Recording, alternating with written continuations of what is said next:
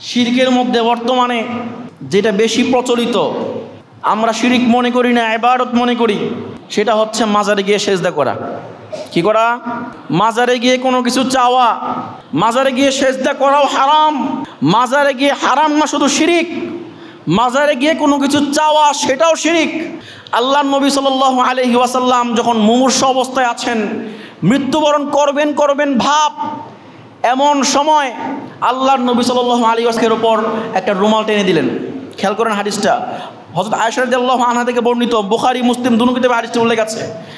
মুখের উপর একটা রুমাল টেনে দিলেন। টেনে দেওয়ার পর সবাই মনে করেছিল আল্লাহর নবীর রূহ কবজ হয়ে গেছে। কিছুক্ষণ পর আবার রুমালটা ফেলে দিলেন। রুমালটা ফেলে দিয়েই বললেন, লাআনাল্লাহুল ইয়াহুদা ওয়ান নাসারা, ইহুদি নাসারাদের উপর আল্লাহ লানত করুক। ফাইন্নাহুম ইত্তাখাযু কুবুর আম্বিয়াইহিম মাসাজিদা, তারা তাদের নবীগণের কবরগুলোকে সেজদার স্থান বানায় নিছে। মাজারে গিয়ে সেজদা করা যাবে? সেজদার স্থান বানায় নিলে কেউ যদি মাজারে গিয়ে সেজদা করে, সে তো শিরিক করলো, আল্লাহর নবীর লানতের ভাগীদার হইল। ঠিক কিনা? হযরত আয়েশা রাদিয়াল্লাহু আনহা বলেন, যদি আমরা আশঙ্কা না করতাম যে এই উম্মত আল্লাহর নবীর কবরটাকে মাজার বানায় ফেলবে, সেজদার জায়গা বানাইবে, এই আশঙ্কা না করলে আল্লাহর নবীর কবরটাকে উন্মুক্ত রাখা হইতো। এখন ঢেকে রাখা হয়েছে কেন এবং ঘরের মধ্যে রাখা হয়েছে কেন? যাতে করে কেউ সেজদা করতে না পারে। শিরিক করার পাপ সম্পর্কে আল্লাহ তাআলা আল্লাহর নবীকে বলতেছেন, লা ইন আশরাকতা লা ইয়াহবাতান্না আমালুকা ওয়া লা তাকুনান্না মিনাল খাসিরিন। হে নবী, যদি আপনি নবী হওয়া সত্ত্বেও শিরিক করেন, তাহলে মনে রাখবেন আপনার সকল আমল বাতিল হয়ে যাবে আর আপনি হয়ে যাবেন সবচেয়ে ক্ষতিগ্রস্তদের অন্তর্ভুক্ত।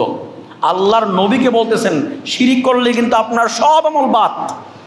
আল্লাহর নবী যেখানে শিরিক করলে সব আমল বাদ হয়ে যায়, সেখানে আমরা যদি শিরিকে লিপ্ত হই, আমাদের আমল থাকবে না। এই জন্য শিরিক থেকে বাঁচতে হবে।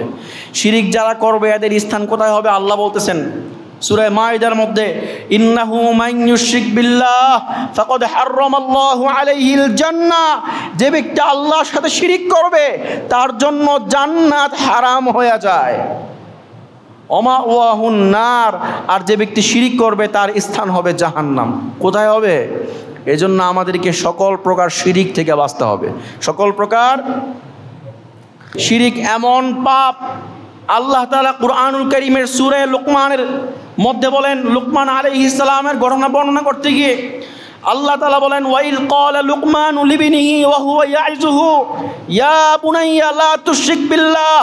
লুকমান তার সন্তানকে বলেছিল, হে আমার প্রিয় পুত্র, হে আমার প্রিয় বৎস, লা তুশরিক বিল্লাহ, দুনিয়াতে যা কিছু হয়ে যাক আল্লাহর সাথে শিরিক করো না।